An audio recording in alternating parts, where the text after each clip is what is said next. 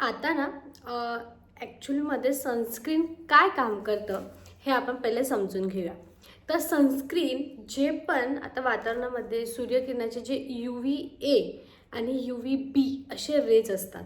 आपल्याला फक्त UVB माहीत असतं, पण दोन प्रकारचे आणि बरेच आहे, परंतु सर्वात ओळखीचे असणारे UVA आणि UVB असे दोन प्रकारचे रेज आपल्या स्किनवरती जास्त प्रमाणात हा इफेक्ट करतो. UVA मुळे जेव्हा एजिंग आपलं दिसते किंवा ठराविक वयानुसारपेक्षा आपली स्किन जर जास्त म्हातारी थोडीशी एजिंगकडे जाणारी दिसत असेल तर तो परिणाम UVA रेजने होतो. आणि जेव्हा सन डॅमेज असतो किंवा काळपटपणे आलेला असतो, एकदम स्किन काळी दिसायला लागते, तो UVB मुळे हे परिणाम आपल्याला दिसायला सुरुवात होतात.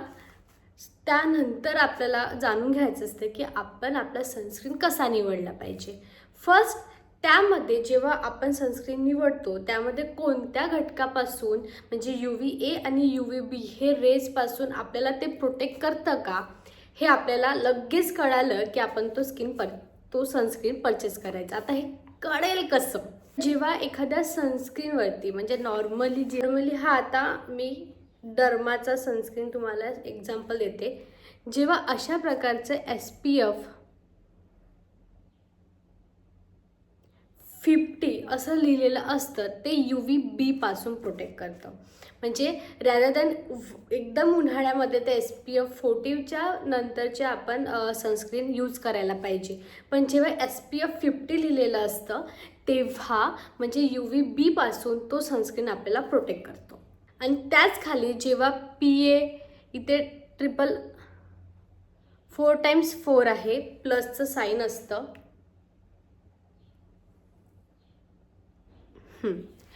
तर single plus, double plus, triple plus आणि 4x+ असे रेशो असतात. ते आपल्याला UVA रेसपासून प्रोटेक्ट करतात. जितका प्लसचं साईन जास्त तितकं ते प्रोटेक्शनची लेवलही त्याची वाढलेली असते. तशा प्रकारे हे दोन जर त्या सनस्क्रीनमध्ये असेल तर आपण ते सनस्क्रीन निवडू शकतो.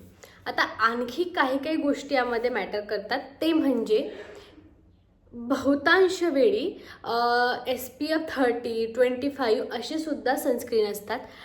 पण माझ्या मते कोणताही ऋतू असो, काहीही असो, SPF 30, 35 याच्यावरचे जे सनस्क्रीन आहेत ते तुम्ही यूज करा. ती खूप काळ टिकतं. त्यांचा रेशो इतका टिकणारा असतो की तुम्हाला रादर दॅन 4 ते 5 तास काहीही करायची गरज नाही, इतकं ते आपल्या स्किनला प्रोटेक्ट करायचं काम करतं. आणि तेच लागू होतं PA+ला म्हणजे ट्रिपल+ आणि 4x+ हे जर असेल तर ते सनस्क्रीन तुम्ही नक्की निवडू शकता. तर दुसरं असतं सनस्क्रीन हे वॉटर रेजिस्टन्स असलं पाहिजे. म्हणजे त्याचा जो घनता जी असते ती एकदम वॉटरी असली पाहिजे, जेणेकरून ती खूप छान प्रमाणात आपल्या स्किनमध्ये मुरल्या जाईल. आता सनस्क्रीनसुद्धा दोन प्रकारचे तयार झालेले असतात. एक मिनरल बेस्ड सनस्क्रीन असतो, एक केमिकल बेस्ड सनस्क्रीन असतो. आपण कोणता निवडायचा हे आपण आता समजून घेऊ. मिनरल बेस्ड सनस्क्रीन जे असतं त्यामध्ये मिनरल ऑक्साईड असतं. आता हे काय करतं, हे लावल्यानंतर तुम्ही लगेच बाहेर पडू शकतात, कारण की ते त्याच लवकर ॲब्झॉर्ब होतं स्किनमध्ये, त्यामुळे लवकर प्रोटेक्ट करतो आणि तुम्ही एकदम छानरित्या बाहेर पडू शकता. लगेच लावल्यानंतर तुम्हाला इथे रेस्ट करायची सुद्धा गरज नाही. केमिकल बेस हे थोडंसं केमिकल प्रोडक्ट किंवा सिंथेटिकल प्रोडक्ट, ज्याच्यामध्ये सिंथेटिकल प्रोडक्ट आहे ते म्हणजे केमिकल बेस सनस्क्रीन असतो. आता याला लावल्यानंतर 10 ते 15 मिनिट रेस्टची गरज असते. आणि जेव्हा खूप उन्हाळा आहे, भरपूर ऊन आहे, तेव्हा हा सनस्क्रीन खूप छानरित्या काम करतो. परंतु यामध्ये सिंथेटिकल प्रोडक्ट असल्यामुळे प्रेग्नन्सीच्या दरम्यान आपण हा सनस्क्रीन म्हणजे या मटेरियलचे जे पण सनस्क्रीन असेल ते यूज करायचे नाही, कारण की याच्यातले जेही घटक असतात ते थोडं हार्मफुल असतं. प्रेग्नन्सीमध्ये किंवा तुम्हाला रॅशेस येत असेल तर नाही करायचं. तुम्हाला जर आणखी कोणत्या बॉडी ऑर्गन्स किंवा कोणतेही बिमारी असेल तेव्हा तुम्ही अशा प्रकारचे सिंथेटिकल जे प्रोडक्ट असतात ते नाही यूज करायचे. त्यात आणखी एक गोष्ट, जेव्हा आपण सनस्क्रीन निवडतो तर त्याच्या मेन्शन केलेलं असते की हे कोमोडेजेनिक आहे की नॉन कोमोडेजेनिक आहे.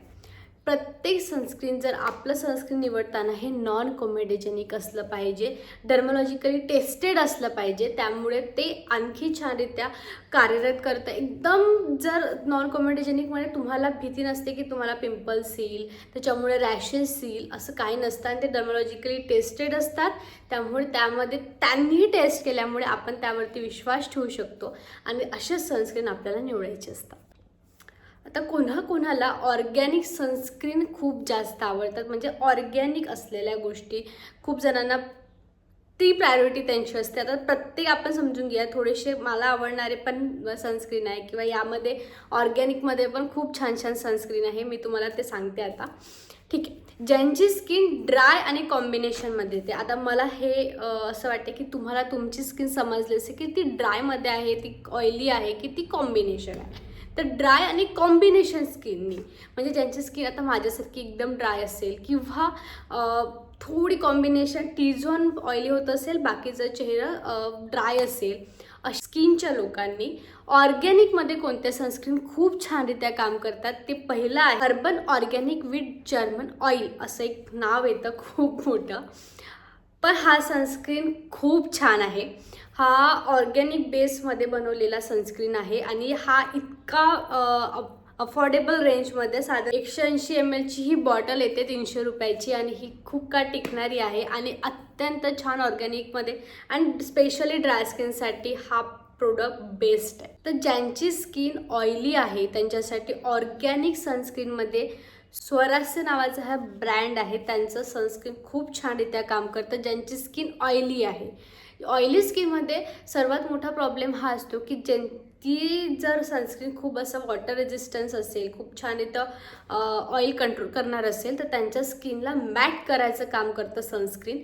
त्यामुळे अशा स्किनवाल्यांनी त्यांच्या सनस्क्रीनमध्ये खूप काळजीपूर्वक त्यांनी सनस्क्रीन निवडायला पाहिजे. आणि स्वरास्य हा खूप छान ब्रँड आहे, ज्यांची स्किन ऑइली आहे त्यांच्यासाठी हे सनस्क्रीन खूप छानरित्या काम करतं. आता ज्यांची स्किन सेन्सिटिव्ह आहे, जशी माझी ड्राय प्लस सेन्सिटिव्ह आहे, रेडनेस येतो किंवा रॅशेस कोणाला आलेले असतात, अशांनी ॲरोमा मॅजिकचं ब्लॉसमचं एक सनस्क्रीन येतं, खूप छानरित्या काम करतं. अफोर्डेबल रेंजमध्ये हे यांचे सनस्क्रीन बेस्ट आहे. त्याच्यामध्ये ब्लॉसम हे सेन्सिटिव्ह स्किनसाठी खूप छानरित्या काम करतं. तुम्ही एकदा हे सनस्क्रीन वापरून बघा, तुम्हाला इतकं आवडायला लागेल, ज्या बॉटला तुम्ही संपाल इतकं ते छानरित्या काम करतं. ज्यांची स्किन सेन्सिटिव्ह आहे त्यांनी हे यूज करायला पाहिजे. ऑइलीवाल्यांना मी हे सजेस्ट नाही करत आहे.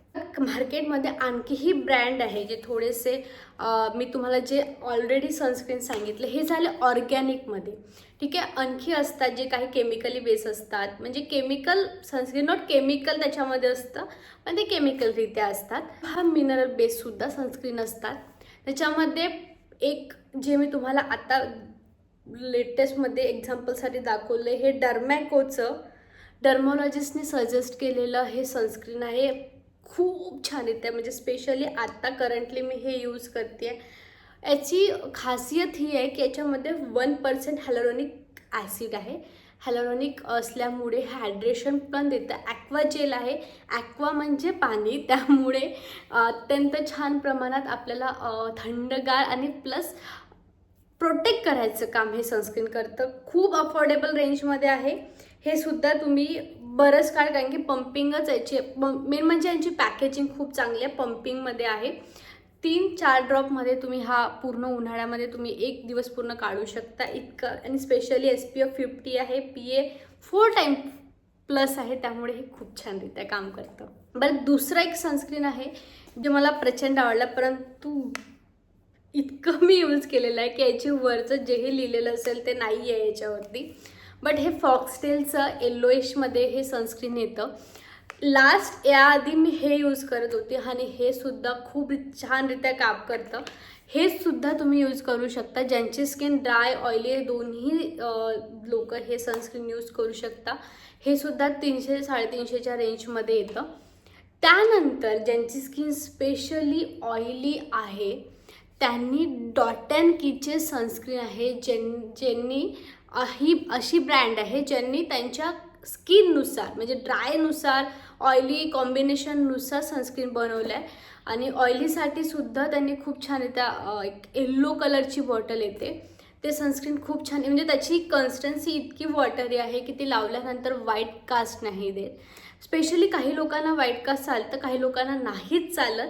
तर असेही सनस्क्रीन आहे जे थोडं पांढुरकापणा सोडतात आणि काही एकदम ॲब्झॉर्ब होतात. तुमच्या आवडीनुसार तुम्ही ते सनस्क्रीन निवडू शकतात.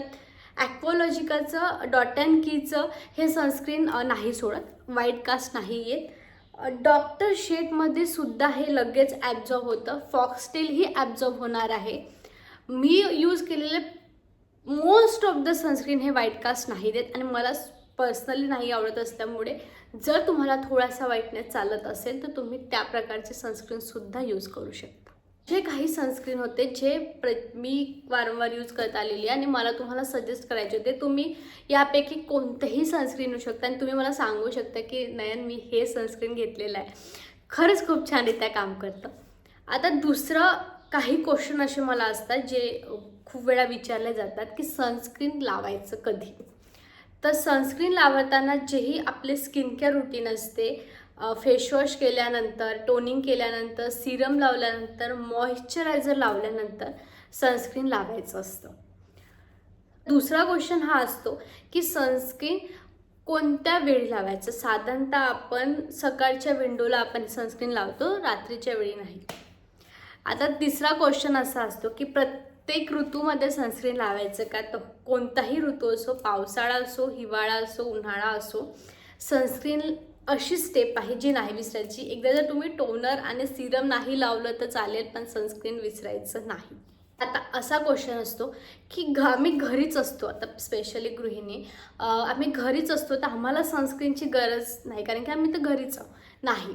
आपले बरेच कामं अंगणामध्ये जाणारे सुद्धा असतात, माडीवरती जाणारे असतात, त्यामुळे घरी असलं तरीही सनस्क्रीन लावायला पाहिजे, इतकं ते मस्ट आहे. कारण की बहुतांश वेळा आपण खूप पार्लर करतो किंवा खूप गोष्टी अशा करतो की ज्याने आपली स्किन सुधारेल, पण सनस्क्रीनलाच महत्त्व देत नाही आणि मग ते तसंच होतं. त्यामुळे ही स्टेप असते की सनस्क्रीन लावणं इतकं इम्पॉर्टंट. तर असे हे काही क्वेश्चन होते जे मला वारंवार विचारले जात होते आणि त्यावरती मी ट्राय केलं की तुम्हाला सनस्क्रीन निवडताना हा त्रास नको यायला. कारण की मला प्रचंड कारण की काही सनस्क्रीन माझ्या स्किनच्या विरुद्ध मी लावायची तर त्याची काही जाणीव होतं आपल्याला की नाही हे आपल्याला सूट नाही झालेलं. ते तुम्हाला व्हायला नको, त्यामुळे हा मी व्हिडिओ बनवला होता. आय होप तुम्हाला हा व्हिडिओ आवडला असेल. तर प्लीज या व्हिडिओला लाईक करा, शेअर करा, तुमच्या फॅमिलीमध्ये शेअर करा, सबस्क्राईब करा चॅनलला, भरभरून प्रेम द्या. आपल्याला फॅमिली वाढवायची आहे, त्यामुळे प्लीज तुमच्या प्रत्येक फ्रेंड सर्कल असो, फॅमिली असो, त्यामध्ये हा व्हिडिओ शेअर करा, चॅनलला सबस्क्राईब नक्की करा. तर होप तुम्हाला हा व्हिडिओ आवडला असेल. तर मी तुम्हाला भेटते नेक्स्ट व्हिडिओमध्ये एक वेगळा विषय घेऊन. तोपर्यंत नमस्कार.